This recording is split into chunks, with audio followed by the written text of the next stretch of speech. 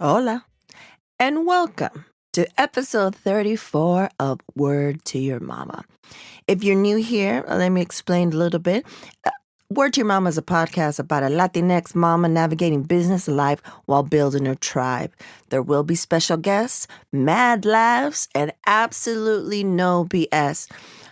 Even though there is a segment by the Supernatural Bear who's 8 going on 48, this will most of the time be explicit. Can be explicit. Please believe it. Today we have Junor Francis. He's a Jamaican veteran radio host and MC. I've known this amazing living legend since the 90s during the Reggae Nucleus magazine times. We talk about that. And it was great to talk to him today to get some of his history. And since Jump has been on a mission to promote Jamaican music, reggae and ska. And we get to learn about his journey from the mountains of Jamaica to New York, and then to where he's been for a long time, California. I'll have links to all the shows that he hosts, some of them since the 80s, and also a new project, The History of LA Ska, to their YouTube channel and all their socials and everything like that. But, he said he doesn't listen to his stuff, so he's not going to listen to this. But if someone listens to this, please remind him that he's a gift. He's definitely a gift. He's a rare gift that we are very lucky to have, and I'm very fortunate enough to know. So let's get into Junor Francis. And then after that, make sure you stay tuned for the Supernatural Bear Corner, where he's going to talk about how important reggae music has been in his life, in his short 8 years of life. But yeah, let's get into Junor. Oh, that's Instagram Live, huh? When you and Kohler do the... Yeah, and he does all the The tech. mechanical work. Oh, Yes. got it.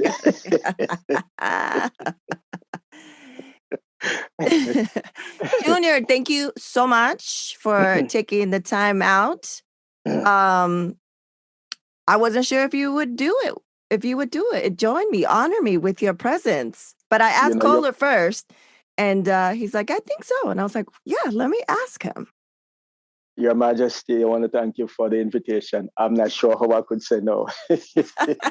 You're the best. You're the best, Junor. So much respect for you being here today. I just wanted to start off. How are you doing? I mean, I know you guys been busy, but how have you been personally, mentally, spiritually during this crazy, the past year that we've all had? Well, I started a suicide prevention organization during the pandemic. It's a joke. Oh.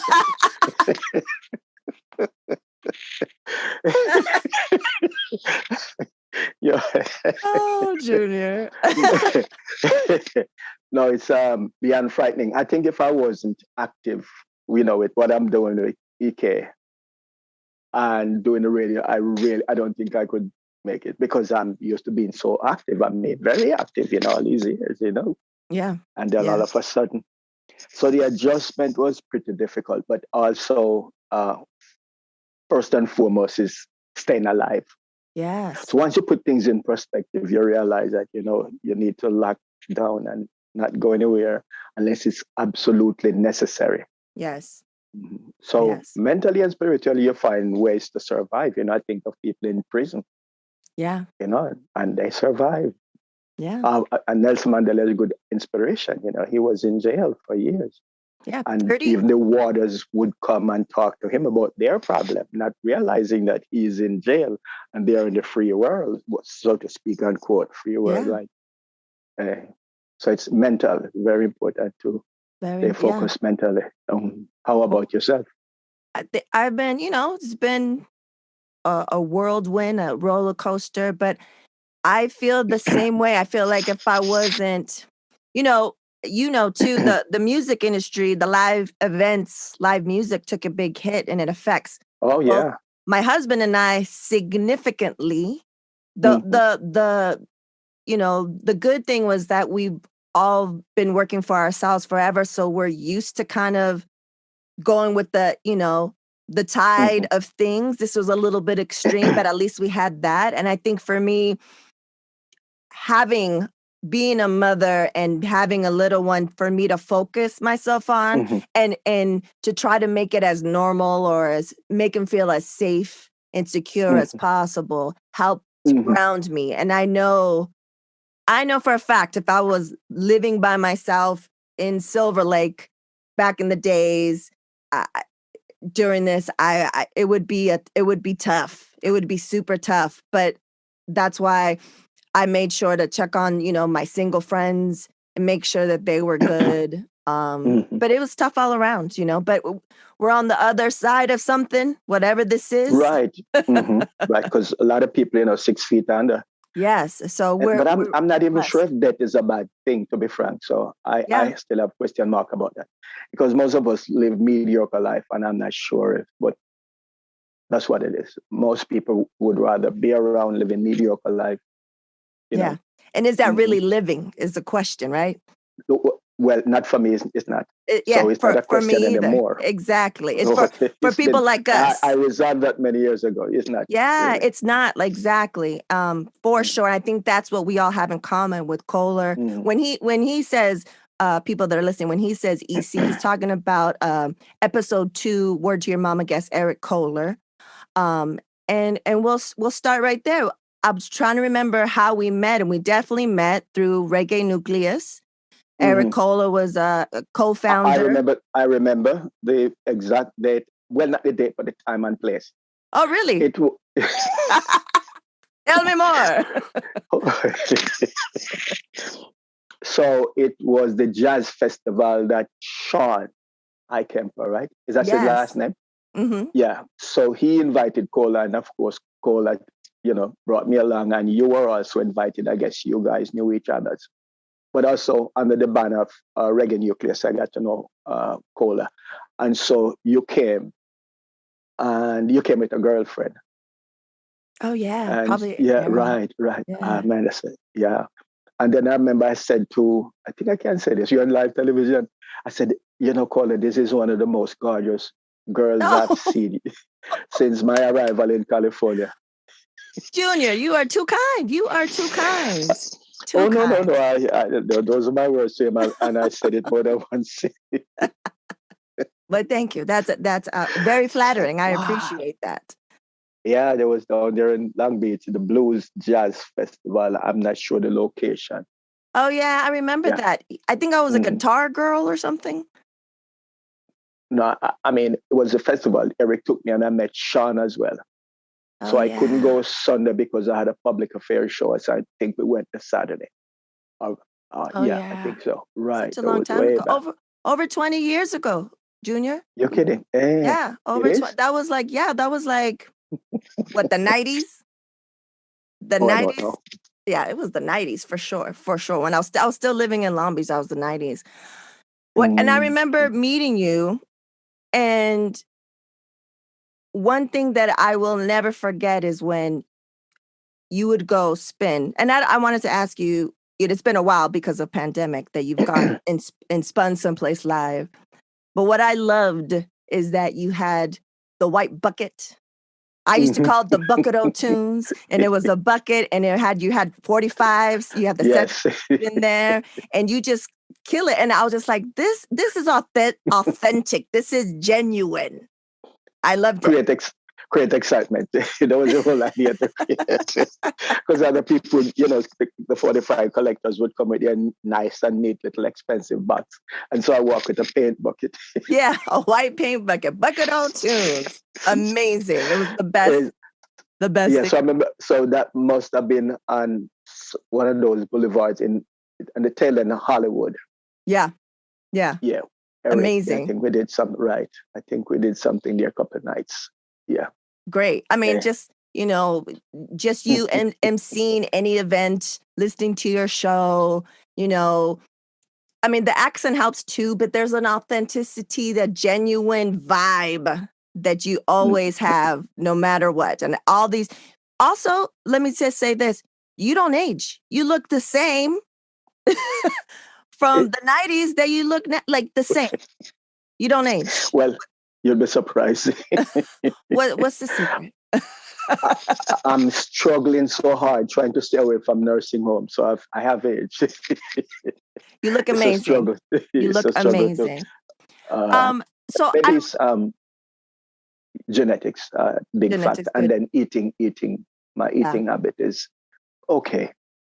Very little alcohol, no cigarette. And meat, I haven't had meat before you were born. I stopped eating fish since, when you were born. Yeah, we had that El Nino, so that was the last time I had fish. Maybe once after that. Wow. Remember that big rain, and it was the ocean became very muddy. Yes. Because of the soil erosion. And I wanted to stop anyhow. I stopped eating eggs before the 90s, that's for sure. Wow. So that's a secret. I don't know, but that's my lifestyle. It helps for sure. I'm not sure. You're living proof. I see it. The genes and the lifestyle for sure. So when I was doing a little bit extra research, I wanted to ask you, is it true that the reason why you spell your name is because that's the way they spelled it when you arrived in the United States? Yeah, just before when I went to get my passport. So there were like 3 spellings. My mom had one spelling, a name she got from the Bible. And my aunt, who thinks she's an intellectual giant, said, "Oh no, this is a spelling." So it has no I. And there was also my baptismal paper. So the guy at the birth certificate office was very helpful. He said, "You're going to the States, and the only thing that the government is going to be concerned about is the spelling on your birth certificate. So stick with this one." Yeah, he was an extremely clever guy. Yeah, he said, "Stick with this one. They don't care about your baptismal. They don't care about your school record." Because I went to school with JUNIOR. Because late 50s, early 60s, a lot of kids were Junior Mervyn, Junior Biles, Junior Reed. That was a hit name. People were moving away from traditional names like Bob, Peter, Bunny, Matthew, Mark. So Junior was very popular. So that's how I ended up with the I. But then when you got here, is upset. Got it. Right. Yeah. Yeah, right. And so what was the town, the name of the city or the town that you were born in? Town, you kidding? Way up in the hills of Manchester. There's no electricity. Wow. Way up in the hills. Farm. But my parents were not extremely dirt poor. Because I was checking recently, my grandfather had 5 pieces of land. Most people didn't have their own land back then, so we were relatively okay. My mom left for England. She went to Manchester just before my 7th birthday. I'm trying to remember, before my 7th birthday. So I grew up with my grandparents. When I was sick once. I've been sick since. I had kidney trouble, some trouble with my kidney. So doctor said I should drink. I remember vividly. Plenty of water, plenty of coconut water, plain rice without salt, and I shouldn't get beaten. Those pancakes. So boy was there, yeah, oh man.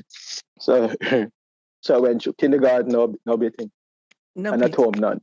No, but as I got older, my grandfather would hit, but he would, he wouldn't hold you. He would 1, 2, 3, 4, and I'm your God, right? In school now, they practice corporal punishment, so there was beating in school. So I love school like you love a fly on your dinner table. For that reason. I just school whatever my thing, but I went every day because education was important. My grandfather saw that as a way out. He was self-taught to a great extent. So he figured if it's raining, I said, I'm trying to not go to school. It's, other kids are coming from far. They left earlier. because they live farther than you. I bet they're wet, but they'll survive. Whatever they do to stay dry, you keep on. Because my mom wasn't there, so I couldn't tell my mom I'm not going to school. So he said, if you don't turn out to be much of anything when you grow up, it won't be my fault, but you go to school. And you find a way to stay, whatever the principal or the teacher is doing to the other kids for them to stay dry, you join that lab, but you're not staying in this house. So I was always in school. Yeah, it's not too fascinating. I have a brother, half brother. He went to Kingston, so that was really not funny sense. Yeah, I missed the security when I started elementary school. He would look out for me. Then he left, and my half sister as well. So that was also rough in school. But my brother, he was around music, electricity, and jukebox. So I always wanted to go to Kingston. So I really despise living in the country. And so when you came to the States, how old were you when you came to the States? And what made you come to the States? Well, my mom left England and came to the States, so I didn't get to go to England, which is very good. I'd probably get lost in the shuffle there. So growing up in Jamaica, I think I found my identity. I grew up during the Black Power movement and the emergence of the Rasta movement. So I knew myself when I came here. My port of entry was New York. I just before my 21st birthday. Because if you turn 21, the US government think you're old and should head off to nursing home. So my mom did everything to get me in before I was 21. So New York, arrived in New York, culture shock. I bet. Oh, man, yeah. All these tall buildings. No one says hello to you. No one knows you. And I came in the fall. So by winter, people rushing home, to get out of the cold, to do nothing but watch television. So I became a part of that culture. But over the years, reggae started growing, and I kind of like it. I had a cassette, so I cassette player and started recording a couple of reggae shows. That really helped. Because growing up in Jamaica now, music was my surrogate mother. Scan Rocksteady, and then reggae evolved. My mom bought me a transistor. There was a guy who came from the States, used to come and farm work, so seasonal. When the crops are over, back to Jamaica. And he went to town, so he was upstate, and he went to Manhattan. And he saw a transistor radio, so he bought one. It didn't need any electricity, because we didn't have electricity back then. Few people had what you call transistor radio. When I saw that, I remember when before my mom left for England, she said, anything you want. She's trying to bribe me. Said, anything you want, you just let me know. So I'm thinking, well, in retrospect, what can a 5-year-old, 6-year-old child want? A car? So she could always say that, but she said, make sure you behave yourself, go to school, and anything you want. So I saw this guy with the radio. I wrote my mom right away, said, I want a radio. So she went in Manchester. She said she didn't see any transistor radio. They have radios, but they have to, work with electricity and no transistor. So she said I should go to Mandeville, which is my town, 12 miles. So we went to my grandmother took me to Mandeville. And we went to the store, I remember Universal, and the guy said, yes, he got 7. Just came in, and they're all gone. He said he'd never seen anything like this. People just bought them, and he had no battery, no nothing, but he reordered. So when the second batch come, the next batch comes. So I wrote my mom, and my mom sent the money, and I got transistors. So there were now 2 transistors in the entire district. Wow. So that allowed me to hear cricket, love cricket, sports, and music whenever. Right. So that's when really my comfort, supreme comfort, came from music. Everything else was secondary. And that's where it started. That's where it started. I'm going to be on the radio. Yes, man, one day. So since then, since you got that transistor radio, you knew one day I will be on the radio. Right. Manifestation. Yeah. But I really have to work towards it. So I kind of tailor my lifestyle around, try to avoid petty crime. Yes. Because you go to jail and you'll be on the radio, especially in Jamaica. Anything you get arrested for, you're finished. So try avoid petty crime because things got rough sometimes, especially when my grandparents got older. And my mom think that, I need to go join police force or get a job. Police force. Imagine. Yeah, she would send me money, couple dollars now and then. I was down to like one pair of shoes. She say, yeah, you need to go work until you get your visa. So rough times, but yeah, avoided, petty crimes and all those things. Because again, you want to keep your record straight. Yes, because you knew you were destined for greatness, for more. Well, you're exaggerating now, but that's what I wanted to do. I mean, I thought of other things. So, I had a great deal of love for Che Guevara and Fidel Castro because we were 90 miles from Cuba. And my next door neighbor was a politician, counselor. And he's always talking to me. I guess he perhaps realized maybe I wasn't a complete idiot or a moron.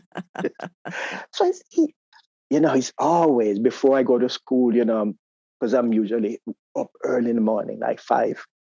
So usually after 10 or 15 minutes, we're talking. And then he would save the newspaper for me.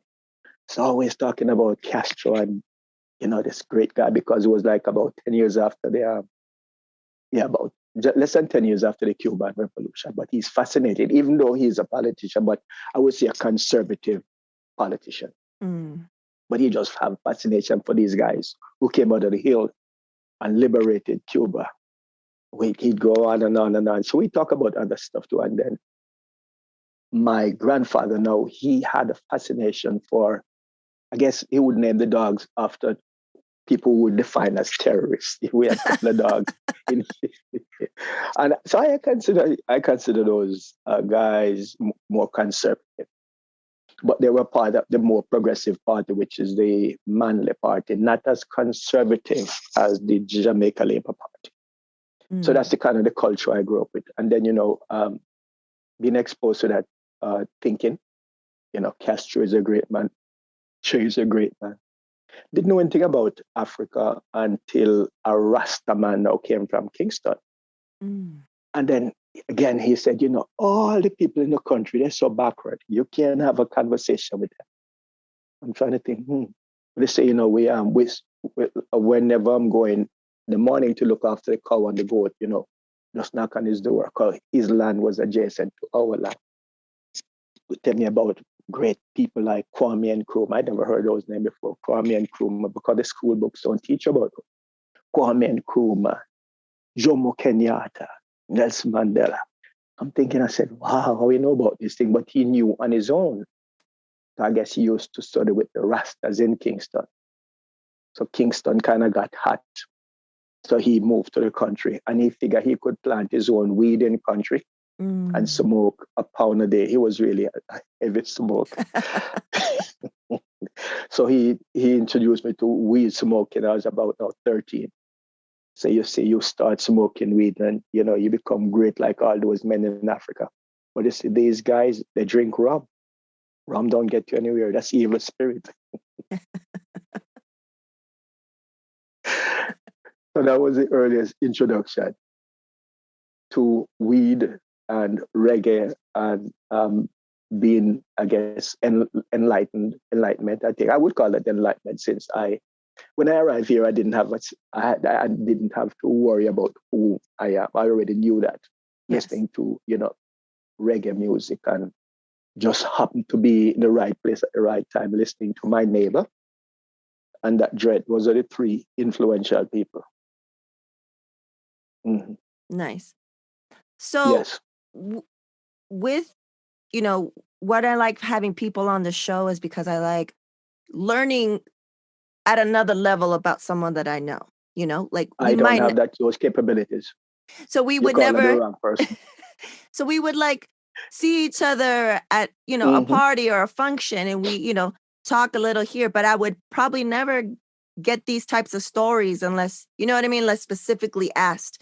So what usually happens on this show is that, I talk a little bit and then I get into questions and comments from the audience. But because of your vast history, I'm going to go straight to the questions and comments from the audience, because I feel the questions and comments that I've received really kind of take us all around and cover so much. So I'm going to go to the questions, comments from the audience. First, he says, sending love. Junior Francis is one of the most amazing spirits I have ever been blessed to meet. This is from Black Shakespeare. And his question is, what brought him here to California and how did he learn Spanish? All right. So the first question, what brought me here? I was in New York and I had reached a point where I did a number of odd jobs until my brother opened a record store in the early 80s and asked me to run the store for him.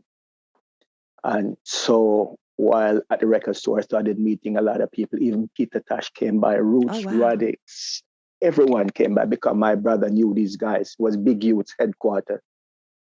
And so also a lot of intellectuals. We sold books as well. So a lot of intellectuals would come by. We engaged in conversation, nationalism, religion, communism, name it. We held our own. Nice. And we used to prepare. Yeah, so people came from Philadelphia, all around the tri-state area. And so we did that, and it was real fun. The turning point came when some friends from radio station, because I would collect rare stuff for them, that some radio DJs don't want to play the everyday stuff. And so I helped one particular DJ, and he invited me to his radio show. And he wanted, it was broker radio. You buy time from the radio station and then you sell commercials. And so I went on with him one day and I said, man, I'm not ready for this. He knew I love radio. I would tell him every week. And so I decided that I have to go to school. So I went to a school in Manhattan, and the first thing the guy told me is like, oh yeah, you're ready. One of those school fly by night, said, you're ready for radio. I said, how must I be ready? I can hardly read and write. Said, no, he's lying. So I took the test and I passed the test. But I remember a friend of mine from California asked me one day, I met her in New York. I was leading a demonstration. Of course, amazing. In Chinatown. Yeah, I was in construction group and she said to me, what you want to do with your life? And I was shocked. Nobody had ever asked me that. I said, I want to get a degree from my parents, my grandparents, foreparents, all the way back from Africa, who didn't get the opportunity to go to school. And 2, I want to be on the radio. She said, California, Los Angeles is the right place. We became good friends. So after I had record store and I really got tired, and especially that event when the guy invited me to the radio station, I didn't know what to say. I wasn't prepared. Yeah. Read the back of the album and, say stuff and then, ask me to say, so what am I going to say? So that's when I said, California, here I come. I'm going to go to school and, do it proper. Whatever proper is, right? Yeah. I get a degree in broadcasting and get on the radio. So here I am. That's what brought That's what brought me here. Yes, still here. And Shakespeare's second question is, how did you learn Spanish? I haven't learned Spanish, but I have a secretary who does a translation. Oh, that's what I thought. Eternally wonderful secretary. Amazing. Multilingual, yeah. One of a kind on planet Earth. Because I see you post like full blown in Spanish, and I was like, when he asked me that, I was like, oh yeah, he does, right? He does Spanish. Yeah. I've been to Mexico 9 times, so he probably has a right to ask. Yeah, I have a secretary who does the translation in multiple languages, man. Oh, amazing. Okay. And that came out of necessity. I was doing a show. I'm not even sure who is watching, but I was doing a show at Las Globas, and I had the Clarendonians on. Ticket sales horrible. So I added Pat Kelly to the list, and I asked a friend of mine, to translate because the vast majority of people who are attending the concert are Latinx. Is that the word? Latinx. Yes. Right. So I said, can you translate for me? I'm still waiting for a very good friend. Hope he's not seeing this. Still waiting. And so never happened. So a friend in Mexico did the translation and showed me how to do the translation. I used to he was heavily into obscure Jamaican music. So I would translate the songs that were done in patois for him. And then he did my flyers in the early stages and showed me how to.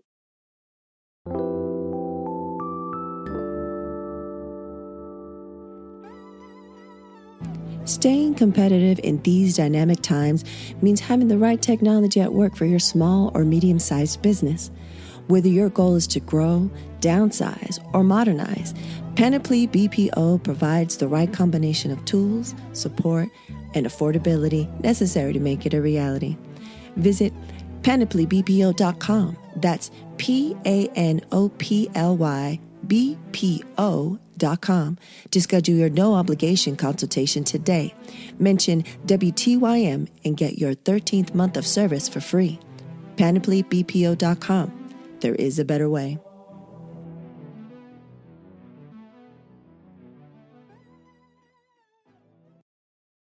Oh, so that's okay. So that's how it all started. That's how it all started. So let's go to the next couple of questions. They're from someone that we both know as well, Danny Holloway, who's also another DJ selector. Yeah, big respect to them, both of them, Shakespeare and Danny. Shakespeare, I know Danny. Yep, and Danny. So Danny was amazing. I was like, I'm gonna be talking to Junor. Do you have any questions or comments? He sent me like a book. And so I had to like dwindle him down to a couple of essentials that someone else didn't ask, but like he had a grip of them, but it was great. So one of the questions is, one of the best questions is, name 3 best Jamaican women vocalists of all time. Mm-hmm. It would be probably the I3s with Marcy on top. And I would put Judy somewhere in the middle. Okay. And then I think Rita, because she is more established than any other female artist right now. But in that particular order, I think Marcia takes second place to none right now. Okay. And if you look at the body of her work, the wealth of her work, she has a song, I Shall Sing. And I guess, I Shall Sing, she's not ready to retire and, like a racehorse. No, she's still making music. Still going strong. Yeah, man, still going strong. She has a new album. Across the way there. Mm-hmm. How old do we think she is right now? So she's about, I think 49. She was born 1949. Oh, wow. Okay. Yeah. She, it's hard to tell when Jamaicans are born because they don't. The genes. Give the right age of people, don't they? You guys have great genes. Another question is, please describe one of the best Jamaican parties you've ever been to. Wow. That would have been in New York, when culture was untouchable. I remember a DJ played like 5 culture. There was Conscious, Roots Rock, 2-7 Splash, Zion Gate. That probably in New York, those basement parties after you work 5 days. Your only outlet. That means if you miss a Saturday night party, your week is ruined. I mean, completely ruined. You'd never understand. Gotta find a party on Saturday night. And is it those basement parties that like you're just like sweating? Yes, and you come out and you're sick Sunday. Every Sunday morning I would be sick. Yeah, I mean literally sick. I would be hoarse. Amazing. But you live and die for those parties. That's your only outlet. I bet they're amazing. Yeah, it's gonna be those basement parties in Brooklyn. But I've seen some good parties in Mexico too. Some good parties and here in LA, but Mexico, I mean, people go fanatic. I did a 6-pack of Prince Buster because I played in Mexico City a couple of times and I failed. And I studied like a scientist. How am I going to redeem myself? So the 3rd time around, I said, you know what? I remember I saw a guy was playing and was honoring Prince Buster. He's playing like 3 Prince Buster. Everybody was on the floor. I said, I'm going with 6 Prince Buster. And I didn't have to do anything else that night. Amazing. Legendary. Yeah. Yes. I even had my notebook. Yeah, because I don't need to dance. I need to listen and watch the selector. Tommy Far East is known worldwide. Wow. But he had tribute to Prince Buster, 3 and everyone. And I went 6 Prince Buster. Yeah, you took notes. Oh, of course, not mental note in my notepad. Yeah. Yeah. And you came back. Then I went back, I think the following year now. And killed it. 6. Yes.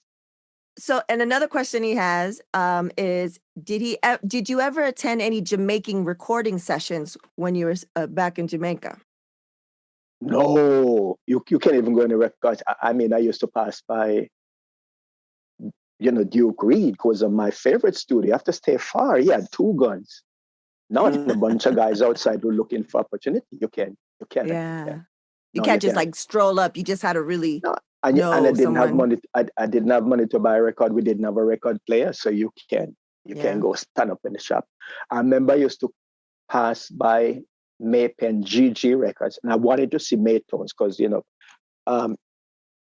Clarendon and Manchester, we're up in the hills, and then the next major city is Maypen. And I remember I would stop in Maypen looking to see, because I wanted to see what these musicians look like. And I stop in Maypen, walk around and look. But of course, I probably saw Heptones and didn't know it was him. He told me he used to sell records in the store. No, but I didn't. But in New York now, I went to a recording session because my brother did some producing. I went with him once because I'm always in the store, so I didn't get to go very many times. But I also produced a Heptones. Oh, record. Yes. Yeah, I produced a Heptones. So they, Heptones used to use the store as their headquarters as well. So they're, encouraging me to, become a producer. But I never liked producing for the simple fact that people are always criticizing producer, Then, I remember people used to ask me to all England, the record companies shall remain nameless. Call this guy in England, ask him about my royalty check, call this person. Tell them you're a lawyer, Francis, from New York. Yeah, fall on deaf ears. So I never liked producing, but Heptones said, let's try something. So I wrote a poem. They turned it into music. Amazing. And even now, I think I have some unreleased materials that Heptones produce. Because one of the guys have kid with my sister, so I got to know them well. Gave me some song. He said, all you have to do, make the stamp, put them out and press them. No one can come to you to ask you for a royalty check because I'm the producer. I still didn't put them out. Yeah. So that's any plans? No, it's even worse now. Records not selling, baby mama calling, grandmother calling, kids calling. Yeah, I wasn't ready to deal with that. Got it. Yeah, okay. My brother did that. So. The next question is, there's been a new generation of reggae artists who are mostly white, not from the birthplace of reggae music, and they have been enormously successful. How do you feel about the current state of acts like Revolution, Dirty Heads, Irate Men, and Soulja, if I'm saying that correctly? Do you think Jamaican artists are losing out in ways that these groups are not? Why do you think reggae artists in Jamaica do not make the same amount of money like American acts who take up the music and sell millions? This is from a mutual friend, good friend, episode 33 guest, Karen Hernandez. Well, we have to learn how to see things in connection and not in isolation. Okay. So the first R&B record in the United Kingdom BBC library was a rock and roll song by Fats Domino. When he was asked, well, what kind of music is this? He said, doesn't have a name. And then a couple of years after, we see Elvis Presley came and he was the king of rock and roll. He got a name now and got a face to it. Yeah. And I don't think there's any difference between what happened back then with African-American singers and reggae singers. Yeah. But there's a certain deliberateness on the part of the California and I guess American concert promoters to really promote the white artists over the black artists. I think it's deliberate. Same thing that happened to black music. Yeah. So if you understand that, you don't even ask the question. But again, right, but I welcome the mutual friends question, but it's basically the same thing. What happened to black music, right? What all happens to them happened to every genre of black music. Right. When Sam Cooke met with Martin Luther King and said, he's going to finance the movement, because I think he had rights to his music. He disappeared. When Otis Redding had rights to his music, his plane crashed, and maybe these things are, maybe they're real genuine accident. Bob Marley, was going to control his music, Caribbean. So now we see all these groups from California, and some of them are good. They're genuine. Sing a lot of beach reggae, Yeah. And we can't expect these guys to sing about equality and justice because that's not their experience. We can't expect them to sing about police brutality because they're not being brutalized by police. Yeah. We also can't expect their lawyers and their family and friends who are negotiating big contracts for them to negotiate for the indigenous reggae artists. Yeah. So I'm surprised at the level that these groups have attained in such a short time. Yeah.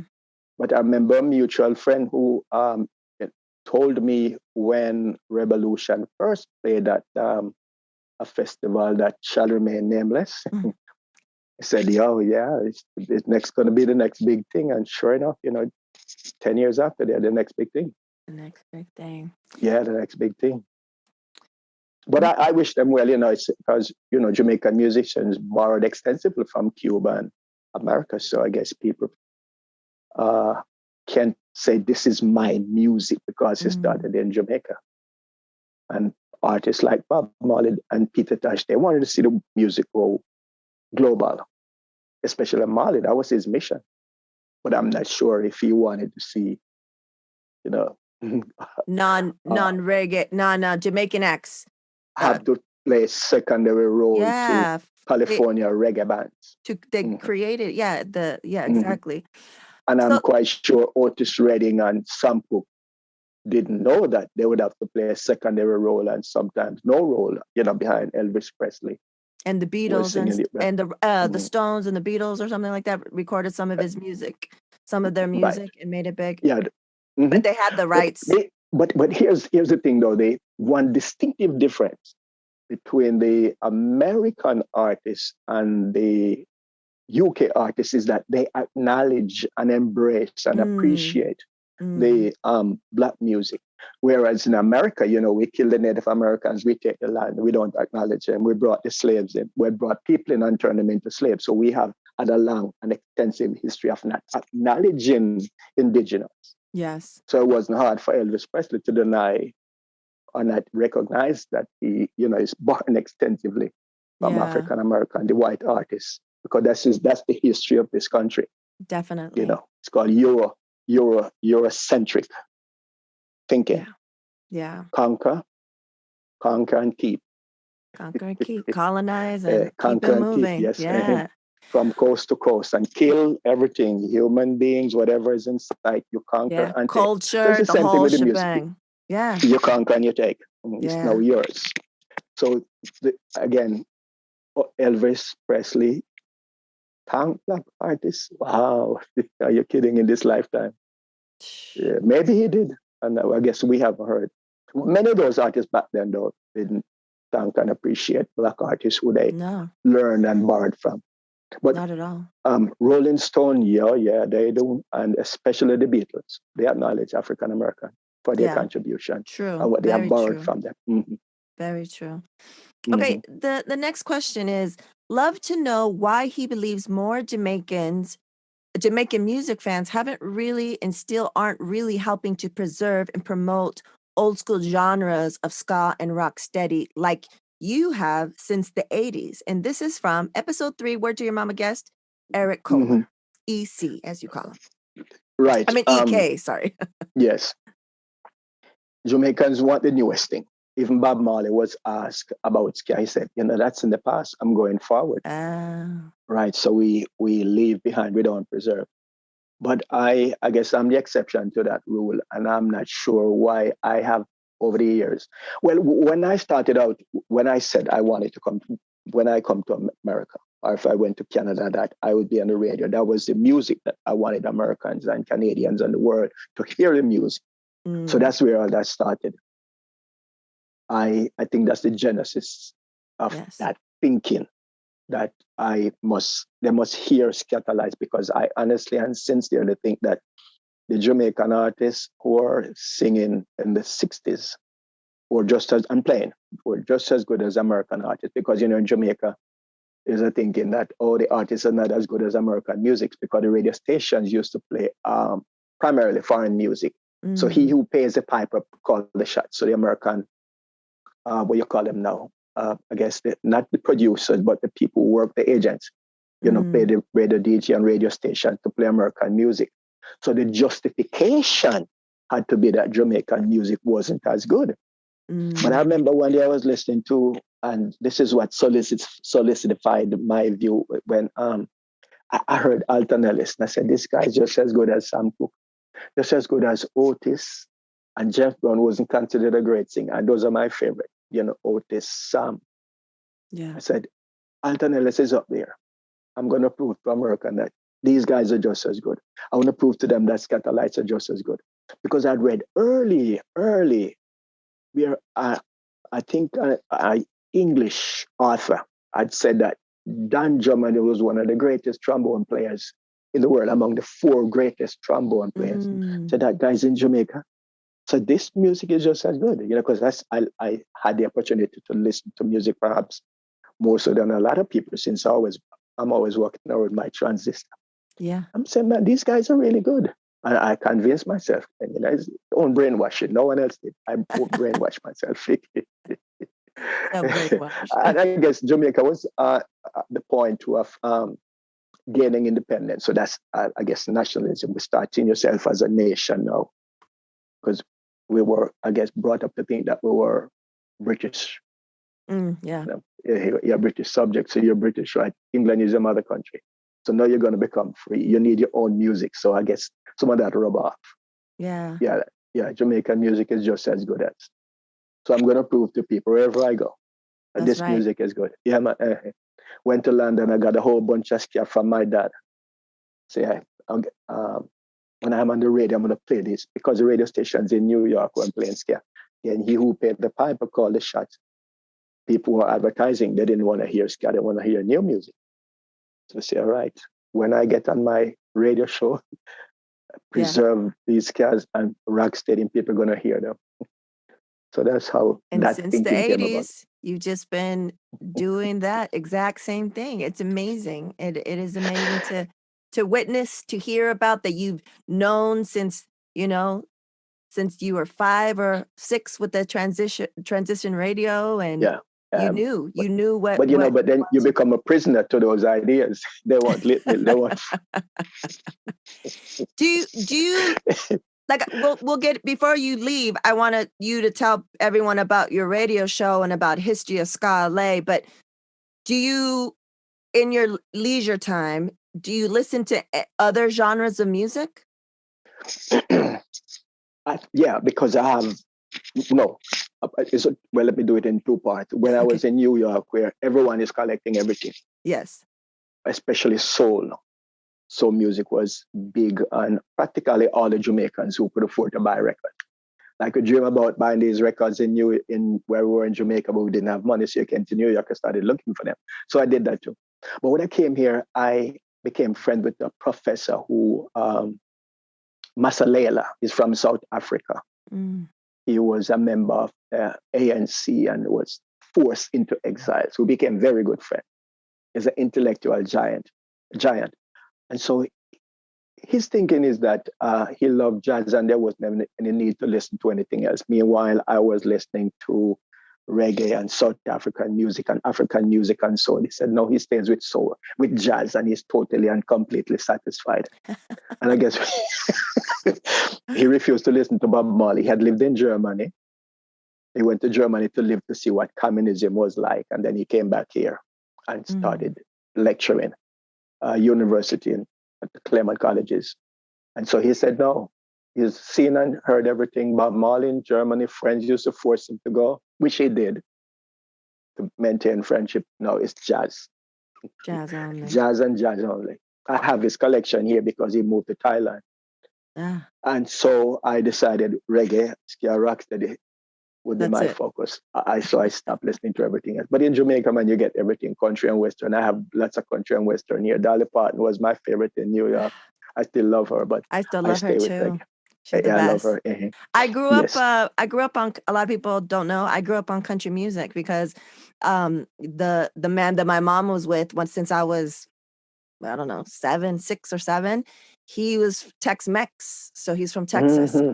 So that's one of the he was trash, but the only one of the positives is that I was exposed to country music at a very early age. So it's part of my musical history. And the class, I used to watch Live from the Grand Ole Opry and Nashville Now and Hee Haw and the Mandrell Sister Show and all that stuff and listen to all the music. And it's just, when I hear it from the certain eras, like 80s, 70s, like 50s to 80s country, it's special place in my soul. So yeah, country.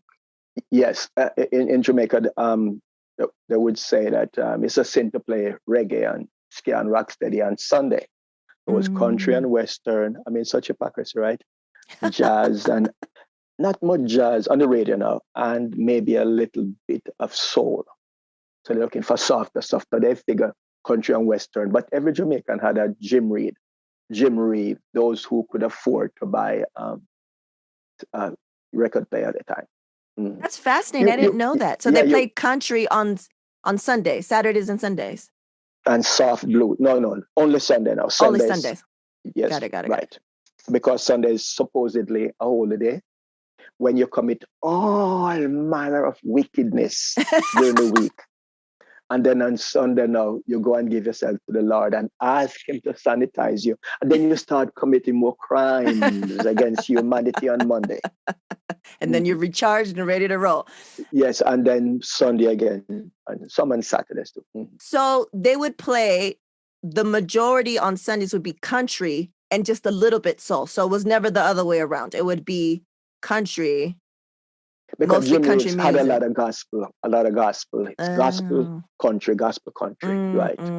Some Charlie Pride was in there too. I remember those. But yeah, a lot of every Jamaican back then had a Jim Reed. And you put it on those turntable and it automatically play all an hour or two, then you flip it over. Wow. Yeah, but nothing's supposed to be hard music. It's crazy. So winter country, that's fascinating to me. Yes. And so that was like, definitely way back in the day. I'm going to do some research, but I'm just trying to envision the time frame of that and the artists from that time that they would be playing, like Charlie Pride and all that stuff, the good stuff. The good stuff, and especially if it had a touch of gospel or storytelling, right? If it's not so secular, then it's past. Right. Fascinating. Yes. Touch of gospel. But reggae and Jamaican music didn't fit in, and according to their thinking. Yeah, not on the holy days. Okay, let's get into a couple of the not so rapid fire questions, the AKA slow as hell questions, before we get into history of Scarlet and your show. Could you give me 3 words to describe yourself? Oh, I don't have any description. I'm trying to promote Jamaican music. I left Jamaica with that mission, and I'm still trying to promote Jamaican music. I can't describe myself. I'm gonna say ageless, legendary, You want me to say those things about myself? I'm saying about you. You're I'm not that ageless. egotistical. You're ageless. You're legendary, and you're genuine. Wow. That's what I would say about you. Okay, what's the best piece of advice you've ever received? From my grandfather. Really, don't borrow from anyone, and don't, especially borrowing. It was really against. So you go through life, don't borrow stuff from people, and try hard not to borrow.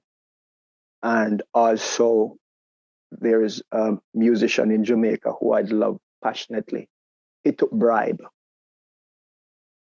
and that brought him down. As a youngster, I cried.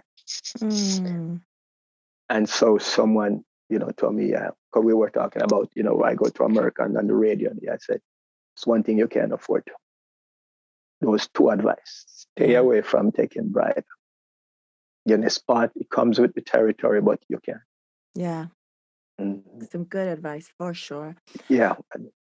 One question I usually ask, I'm switching it up a little bit for you. And I'm switching it out with a question that Black Shakespeare submitted. If he was shipwrecked on a deserted island and there were only 3 records, what would he choose? I don't know why alternates just pop up Dance Crusher. And wow, no, that's a tough one. Eh? I probably wouldn't take any, because I really want to hear Max Romeo, Uptown Babies Don't Cry. They don't know what suffering is like. Yeah, that one I really, having been through hardship myself and seen hardship. And Peter Tosh, Get Up, Stand Up. That one has been my lifeline. Stand up for your rights. So in the days when I was very active, I always drew on that Peter Tosh. Yeah, but it's tough to pick 3 records. Maybe I would just let them all go. It's a tough one. Yes, a tough one. But equal rights. Get Up, Stand Up. Yeah, stand up for your rights. Max Romeo, Uptown Babies Don't Cry. They don't know what suffering is like. And then back to when I heard that Alton Ellis, I said, Alton is as good as any singer in the world.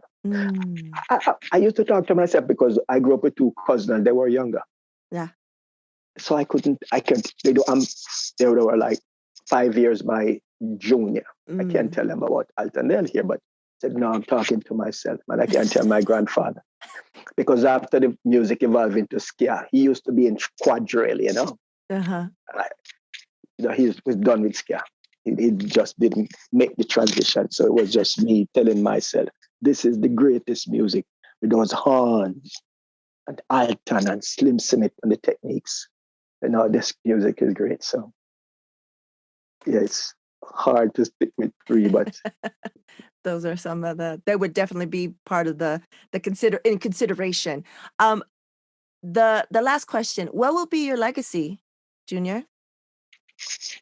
Oh, right. Not yet. I haven't started.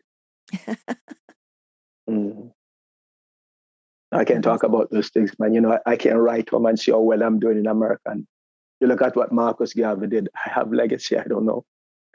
But I narrowcasted myself as one who not want to make revolution or unite people as Marcus Garvey did. But I said I wanted to bring the music to America, wherever what city I'm in.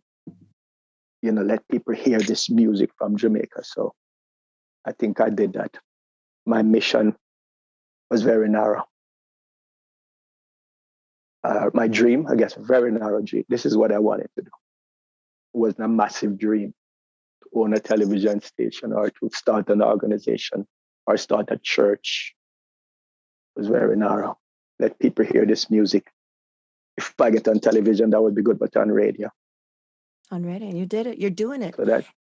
So that's great transition into let people know where they can hear your show, what days, what times, and where on the internet, if there's a way to listen to previous shows.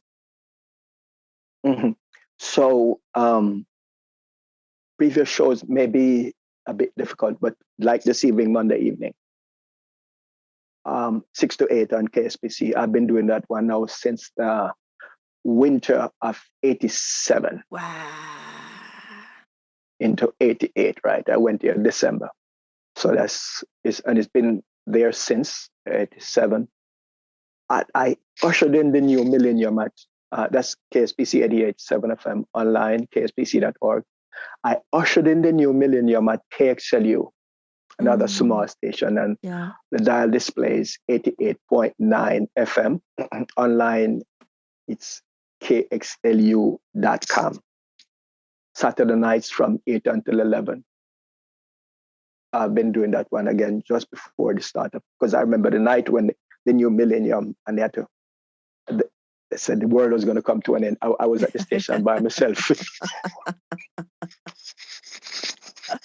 Talk about, you think the pandemic, lockdown is frightening, just me alone. I said everything was going to go off. But it wouldn't affect the radio station because the radio station wasn't plugged into the world. And so midnight, was very frightening. So I've been there since that. And then more recently, I started doing a reggae mix show on radiojustice.org that's broadcast also on Saturday nights from 11 p.m. until 1 a.m. And it's rebroadcast a couple of times. And then with Cola, I'm doing History of LA Scare. Yes. And it's on multiple platforms now. We started out on Instagram, and we have grown to Facebook. We're on Facebook. We're on YouTube, multiple platforms. Yes. Cola, he took a page from your book. Perhaps you gave him some guidance. You guys are best friends before I knew him. Yeah, so those are the places. So the History of Alaska is pretty good. Yes, it is. Interview local and international artists. The mailman is here. What a time it goes for me. Okay.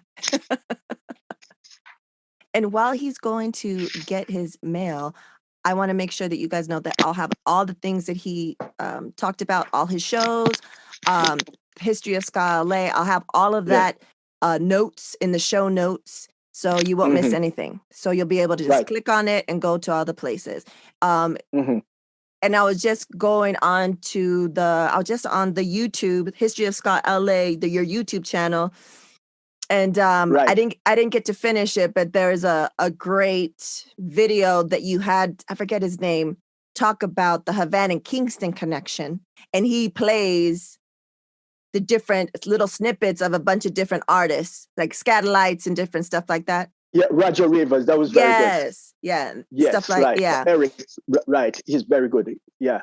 He's extremely brilliant musician on many levels. He's just a genius. Yeah, so that I saw that video. On the History of Alaska, I think he did that recording for I'm not sure what it was for again, but something EK is doing, Eric Cola is doing. Yeah, and you guys have it on the History of Ska page. But you guys were doing, like you were started to say, you started doing great interviews on Instagram Live, and then now you've expanded so that now you can at any time go to their YouTube channel and check out some videos of your interviews. There's a great intro one that you and Kohler do, and you guys are super sweet to each other, introducing each other and how great you guys are and being super modest. I'm gonna look at that being all cute and modest. And you're holding up covers of Reggae Nucleus. Such an amazing time, amazing magazine. Man, I cried when it died. That's what you said. That's what you said in the video. I mean, it was the end of an era. It was like... Yeah. Because I remember when he asked me, Bunny Wayne, I was playing at the Long Beach Arena, and he asked me to do the featured article. He said, "Mom, if my grandmother was here too, and my grandfather could see." Wow, my gosh. Yeah, those were good I'm times. asking, why is he asking me? Because all these other people are writing. Why is he asking? I couldn't, but I didn't ask him, I just... You just did it. Just... Why is he asking me? It was a good run. It was a very good run. And if you were, anywhere close to Yeah. LA County, you're into Mm-hmm. reggae music, you know of Reggae Nucleus magazine for sure. There's Reggae no way that Nucleus, you right? didn't It know was about it. a wonderful, yeah, a great service to the community. Eric and Irena, Eric, he gave it his everything, gave it his all. But he's that kind of person, who devotes his entire life to whatever he's doing, devoted, dedicated. Yes. I've never met anyone at his age, at the age that I've met him, so disciplined. Certainly not in New York. I've never met anyone as disciplined as he. This is true. Yeah, not in Jamaica. We don't practice discipline. We don't even know what that is. In Jamaica, we're rude boys. We're too young. But he was very disciplined and had a vision. And our vision coincided. Yeah. Yeah, because I wanted to start a magazine desperately. I wasn't at that level yet. And so, he invited me to, do art review albums. Back then it was albums and CDs. And also invited me one day to go with him to make distribution in Santa Barbara. So that those hours we spent together. So then after that, every week he would call, either for article or to go distribute magazines. So we traveled extensively over the Southland. Yeah, Eric Cole is a good guy. Like I said, if you want to listen to his interview, episode 2 or 3, I believe, and I think the name of his episode is One of the Nicest Guys in the Music Industry, because he's very disciplined, he's focused, but he's also very kind of calm. And I've known him since the 90s because we went to college together, and I have maybe once, he wasn't even that, like, I've never seen him lose it. I've never seen him. Yes. He's never lost it on anybody. There's so many times that he Right. should have lost it on somebody, but he has this gift of this calmness, of the steadiness about him. I guess that's what it is, right? He really helped me a lot to grow and develop over the years. There were times when I lost it, because of things that people done to he and I, but a couple of people in LA, I said I would never work with because they did both of us wrong. You still continue working with them. Yeah. Jamaicans, we don't forget. Even though we do people wrong, we forget. But when somebody does wrong, you don't forget. And I said, which is part of the hypocrisy of how we all are as human beings. But he continued to work with one guy wouldn't touch him with a 10-foot pole.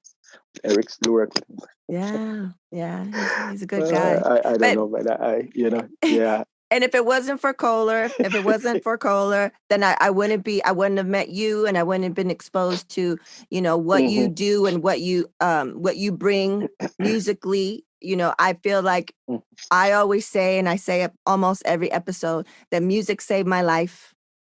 And I think that that's one of the things that a lot of us on here, we've met through music, through the music industry, but I think we become family, become good friends, because we love the music so much. And it just feeds my soul. Like I know I wouldn't be here if it wasn't for music.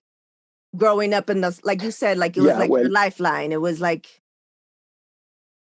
right. That's surrogate mother, I call it. Yes. Surrogate. Yeah.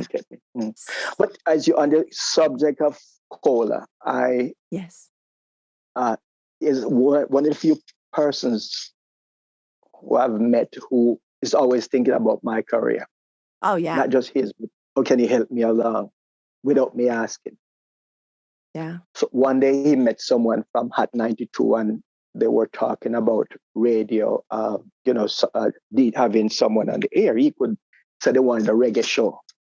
He could say, yeah, me, I'm the guy, because he had radio experience. He said, I know the perfect person. Quality. Yeah. He could say, me, I'm up for the task. But that's not his way. I'm up for the task. I have, right, that's not his way. That is not his way. He's good. Not his way. He said, yeah, I have the right person.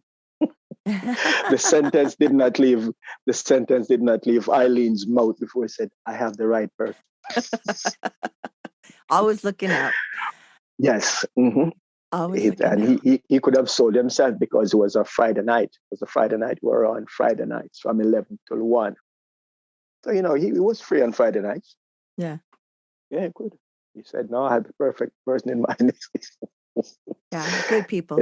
Very good people. Right. Uh-huh. Yeah, and they come one in a million. It's like finding them is like finding a needle in a haystack. Oh, good luck with your search. Yeah, and when you find that person enters your life. Right. You hold on to dear life, Right. and Yes. you don't mess around. Mm-hmm. Right. Junor, and we have to also practice giving credit where credit is due. For Acknowledge sure. people. Yes. For sure. Don't wait until they're dead. You send them flowers.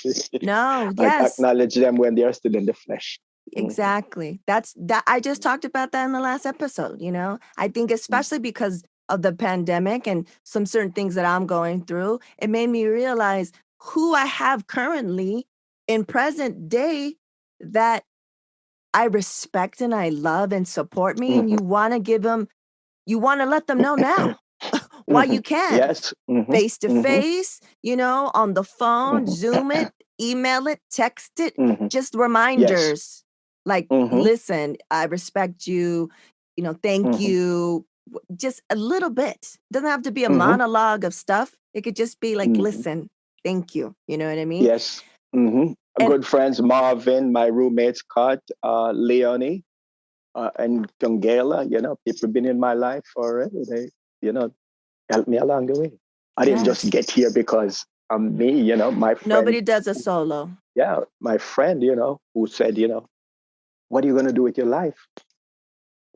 And you said no one had asked you. No one had asked you, and she made you think about it and told you where to go. Because I knew what I wanted to do, but how to get there. Yeah. Yes, she That's provided. amazing. She provided accommodation. Fantastic.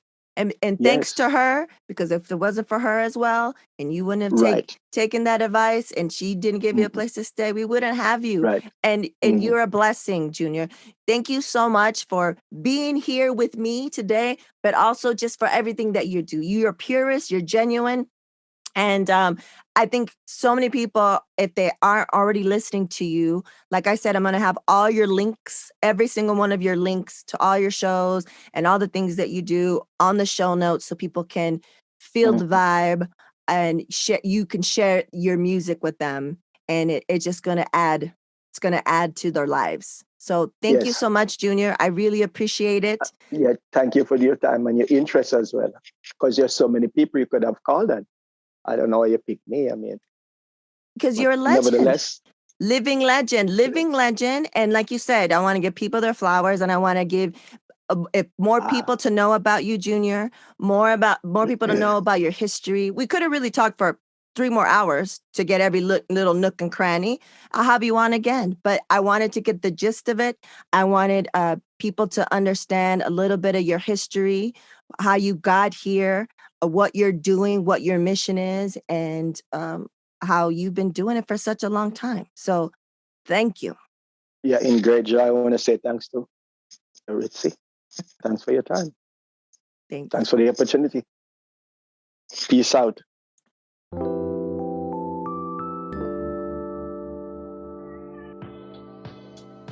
Have your kids been in a house playing video games in your space way too long? Now you can get them outdoors and still be social while social distancing at the skate side after school and group skateboarding classes. Skate students get to improve their skating and decompress after a long day or week of school. This program is awesome for beginners to get started or advanced skaters to take their skills to the next level. Go to theskateside.com and learn about our COVID-safe programs in Santa Monica, Culver City, Glendale, and South Pasadena. That's theskateside.com. The Skate Side. More kids skating.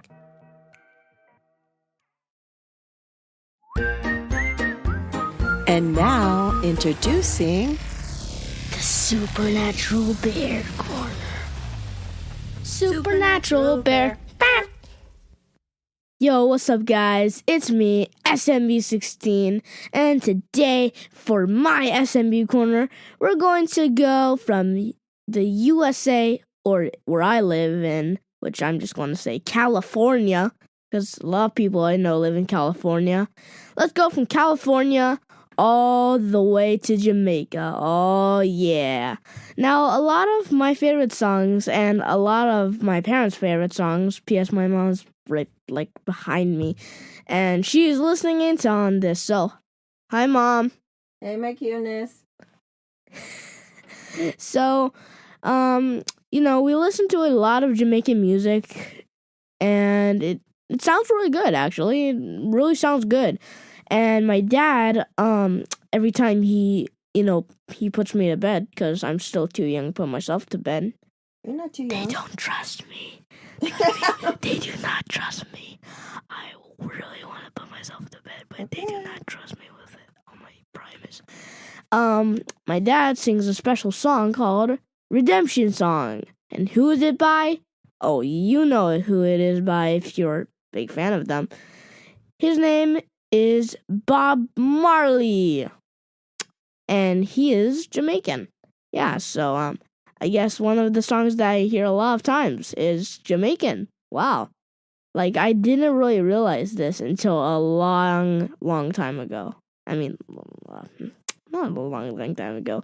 Very recently. Like, very, very recently. Like, maybe last year, the year before that. But anyway, Jamaica, if you're listening to this, people in Jamaica, you guys rock. Yeah, seriously, you guys rock. The music is awesome there. It must be awesome there. I'm also trying to learn about, Jamaican foods and all that stuff. Just have a little bigger perspective on it, Yeah, so, a couple of thoughts about Jamaica. Yeah. Bye, guys. This has been the SMB.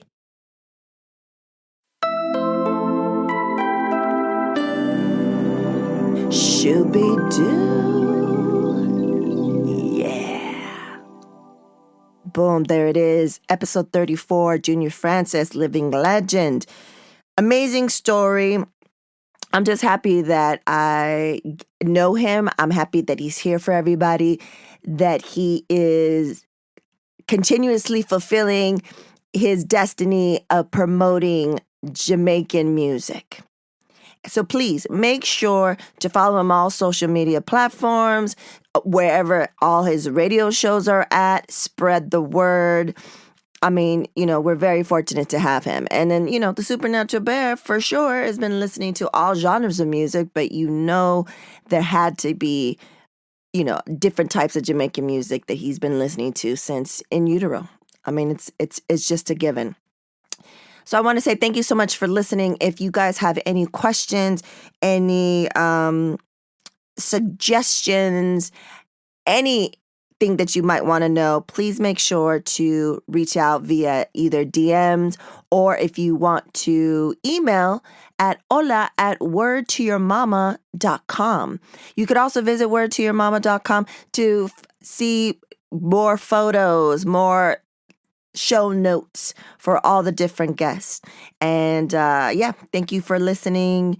And let's see, this is dropping in June. We have, I believe, one more episode before we're going to take a small little break, but don't fret or frown because we're definitely going to be releasing some things, maybe previous episodes to get you exposed to the ones that we started off with back in September, and also a special episode to drop is the one about the Summer Soul movie that is premiering July 5th, I believe.